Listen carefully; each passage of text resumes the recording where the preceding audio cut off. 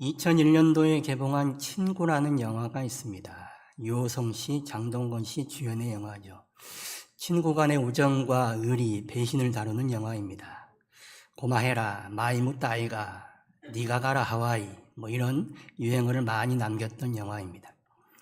유호성 씨는 자기 친구라고 어떻게든 장동건을 보호하려고 하지만 장동건은 자기 친구 유호성을 제거하려고 합니다. 그런데 끝내 자기 부하들의 배신으로 자기가 오히려 죽임을 당하게 되죠. 자기 유익과 이익을 위해서라면 친구도 사랑하는 사람도 배신하는 것은 비단 범죄와 폭력을 다루는 느와르 영화뿐만 아니라 많은 영화와 드라마의 단골 모티브입니다. 사람이 그렇습니다. 자기 이익을 위해서라면 자기에게 가장 가까운 사람도 배신하고 떠날 수 있는 게 사람이라는 존재입니다. 예수님은 우리를 친구로 삼아주셨습니다. 우리를 친구라 부르십니다. 우리 같은 죄인을 구원하시고 사랑하시고 어떻게든 가까이 두시려고 하는데 우리는 그런 예수님께 믿을 만한 친구입니까? 오늘 본문을 보시면 예수님께서 지난 시간처럼 6월절 예루살렘에 머무실 때의 행적을 얘기를 하고 있습니다. 6월절 또한 오순절, 초막절이 되면 유대인 성인 남성은 다 예루살렘 성전에 모여야 됩니다. 유대 땅에 사는 사람들뿐만 아니라 디아스포라로 세계 전역에 흩어져 있던 유대인들이 다 모이니 예루살렘은 말 그대로 인산인해를 이룹니다. 발 디딜 틈 없이 많은 사람들이 예루살렘에 모여 있단 말이죠. 그 사람들 앞에서 예수님께서 표적을 행하셨습니다. 그 사람들이 예수님을 봤습니다. 그리고 소문을 들었습니다. 그 사람들이 예수님이 행하시는 표적을 보고 예수님을 믿었다. 오늘 본문이 말씀하고 있습니다. 그런데 흥미로운 것은 24절 상반절에 보시면 예수는 그의 몸을 그들에게 의탁하지 아니하셨다. 그렇게 말씀하고 있습니다. 사람들이 예수님이 행하시는 표적을 보고 예수님을 믿었습니다. 그런데 예수님을 믿는 그들에게 예수님은 당신의 몸을 의탁하지 않으셨습니다. 의탁하다, 맡기다 하는 뜻입니다. 헬라어로 에피스튜엔이라는 단어를 씁니다. 이 단어는 피스튜오, 믿는다라는 단어에서 파생된 단어입니다. 다시 말하면 의탁하다는 것은 믿기 때문에 맡긴다 하는 것입니다. 믿으니까 맡기는 거예요. 그런데 예수님은 당신을 믿는 사람들에게 당신을 믿고 맡기지 않으셨다 얘기합니다. 다시 말해 그들을 믿지 않으셨다는 거죠. 왜 그러셨을까요? 왜 예수님은 예수님을 믿는 사람들에게 당신은 반대로 믿지 않으셨던 걸까요? 오늘 본문 24절과 25절 말씀 다시 한번 보십시오. 우리 말씀 다시 같이 한번 읽어보시겠습니다. 예수는 그의 몸을 그들에게 의탁하지 아니하셨으니 이는 친히 모든 사람을 아심이요 또 사람에 대하여 누구의 증언도 받으실 필요가 없었으니 이는 그가 친히 사람의 속에 있는 것을 아셨음이니라. 예수님께서는 사람의 속을 다 아시는 분 아닙니까? 누가 속내를 말해줘서 아는 것이 아니라 신적인 본능으로 사람의 속을 꿰뚫어 보는 분이십니다. 그러니 그들이 예수님을 믿는다라고 말하지만 그들의 믿음이 실상은 진정한 믿음이 아니었다는 것을 예수님께서 아셨습니다. 그러니 당신의 몸을 그들에게 맡기지 않은 것입니다. 많은 사람들이 예수님이 표적을 행하는 것을 보고 예수님을 믿었습니다. 그러나 그들이 믿었다는 것은 그저 호기심과 그들의 기대를 충족시켜줄 예수님을 따랐다는 표현에 불과합니다. 진정으로 그 표적을 보여주시는 예수님이 누구신지를 알아보지 못했다는 거죠. 그래서 예수님을 진정으로 믿는 단계까지는 나아가지 못한 것입니다.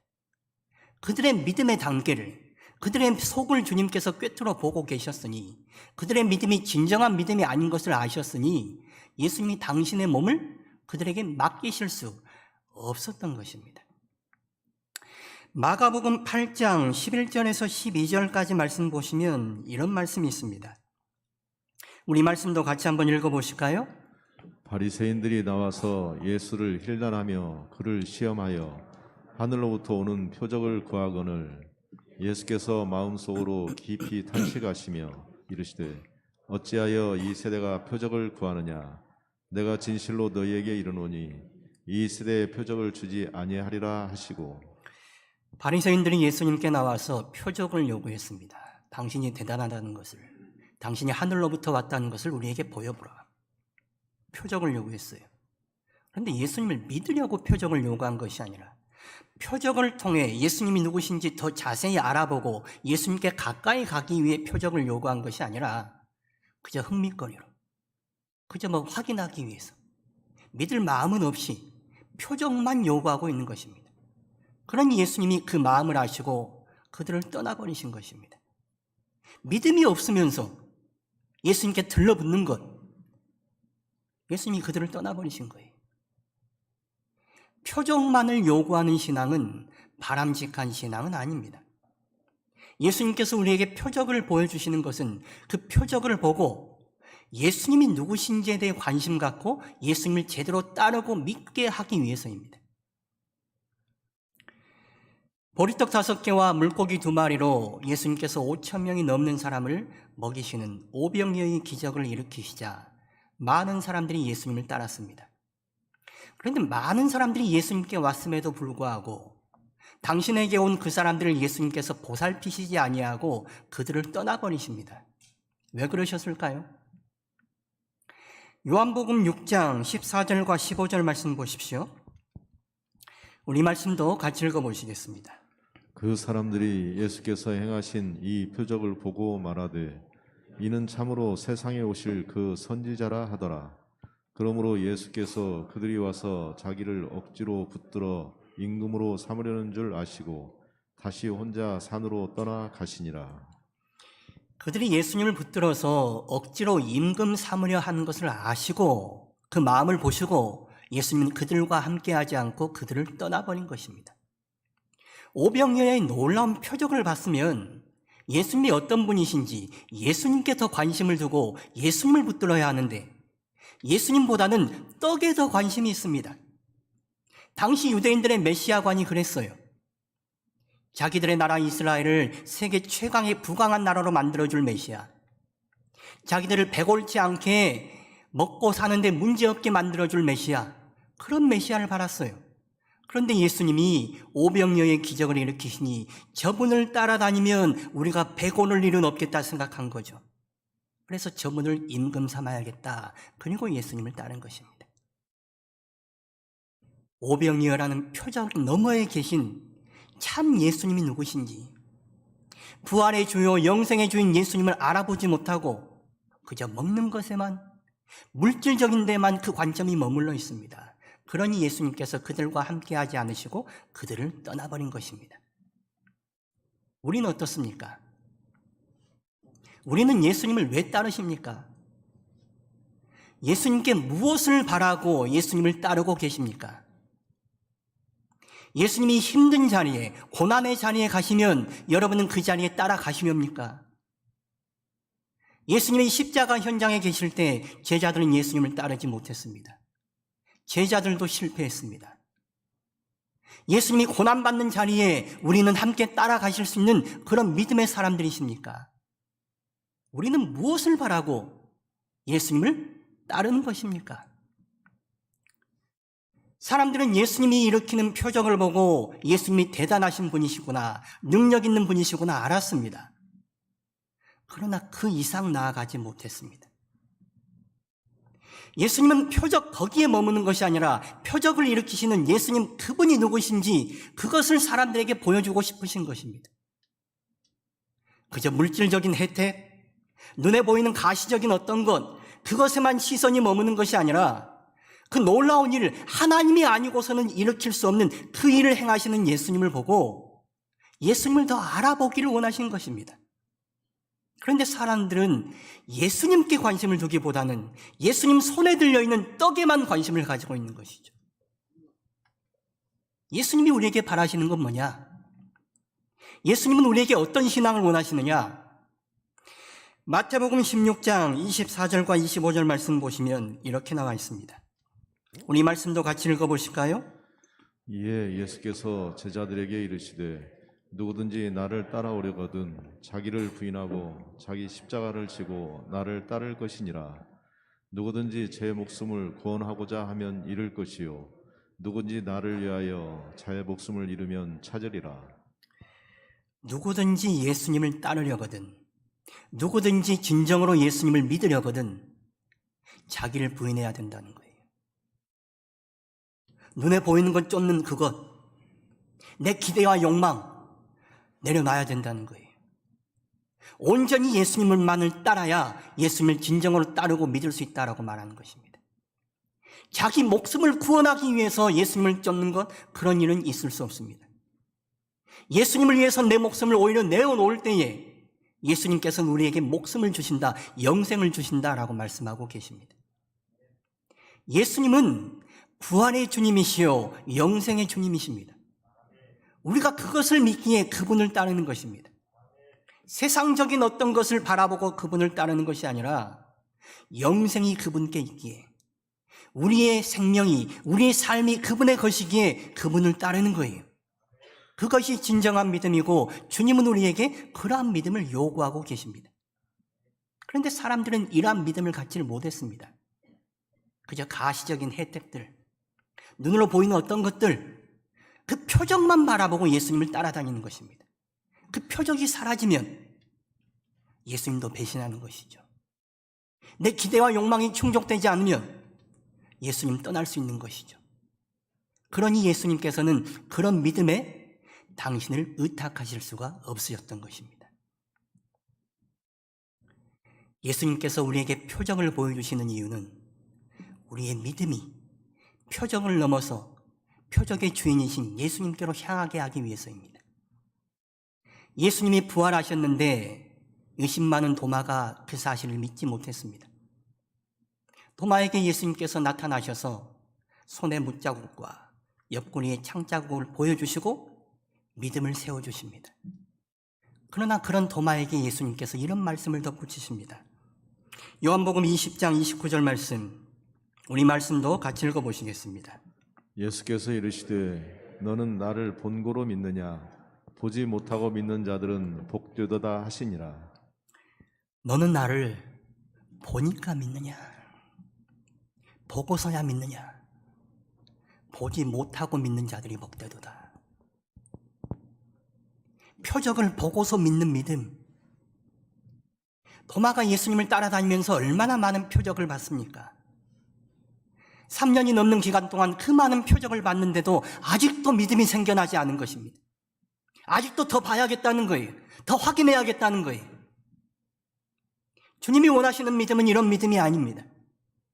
표적을 보고 확인하고 눈에 보고 만져봐야 믿어지는 그런 믿음이 아니라 예수님이시니 예수님이 하신다면 된다는 믿음, 예수님이 부활하셨다니 그 부활을 믿는 믿음, 그저 예수님을 믿는 그 믿음을 요구하시는 것입니다. 믿음이라는 것은 그냥 믿어라 윽박 지르는 게 아니에요. 예수님이 우리에게 이미 보여주시는 것을 믿는 것입니다. 예수님이 우리에게 십자가의 은혜를 보여주셨습니다. 부활의 권능을 보여주셨습니다. 그러니 우리는 그것에 근거해서 예수님을 믿는 것입니다. 죄인이고 흠없는 우리를 십자가에서 그토록 사랑하신 분이 우리를 버리시겠습니까?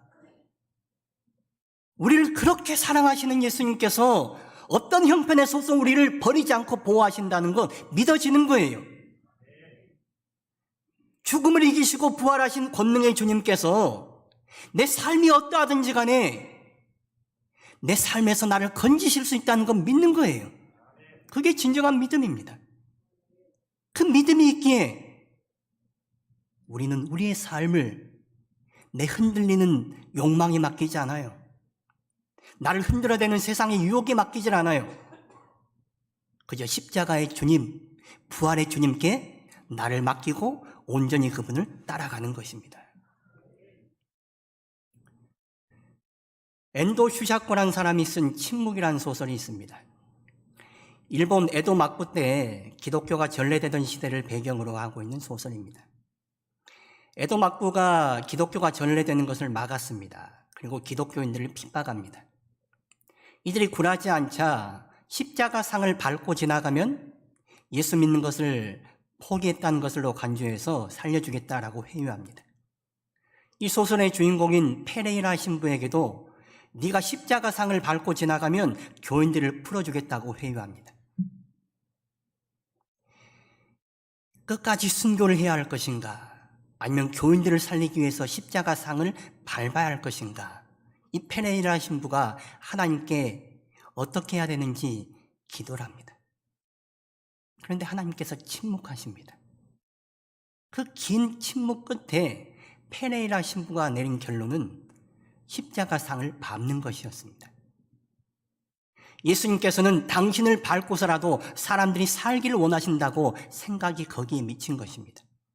그리고 십자가상을 밟았습니다. 그러나 페레이라 신부는 죽음을 선택했어야 합니다. 우리는 이 땅의 삶을 선택한 사람들이 아니라 예수님 안에 있는 영원한 삶을 선택한 사람들이기 때문에 그렇습니다. 이후에 교회가 어찌 될지, 교인들이 어떻게 될지는 주님께 맡기는 것입니다. 내 목숨을 구원코자 하면 잃을 것이요, 예수님을 위하여 우리의 목숨을 잃으면 주님께서 우리에게 목숨을 주시는 거예요.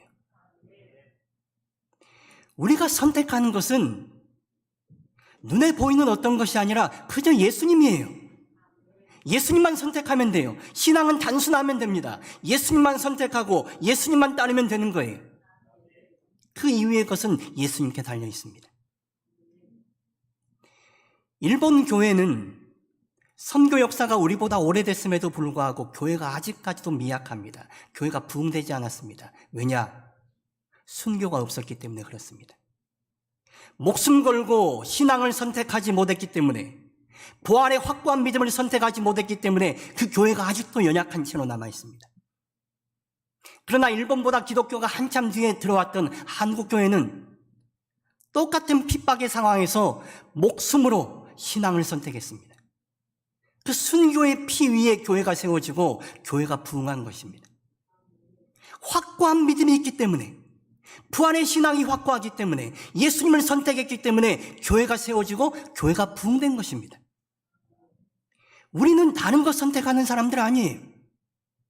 그저 오직 주님만 선택하고 주님만 바라보고 나아가는 것입니다. 주님께서 우리에게 확실한 표적을 보여주지 않는다 할지라도, 주님께서 우리에게 침묵하신다 할지라도 그저 우리에게 이미 보여주신 주님의 십자가와 부활을 바라보고 주님을 선택할 수 있는 사람, 그게 믿음의 사람입니다. 그런 믿음 위에 주님은 당신을 의탁하고 당신의 교회를 의탁할 수 있습니다.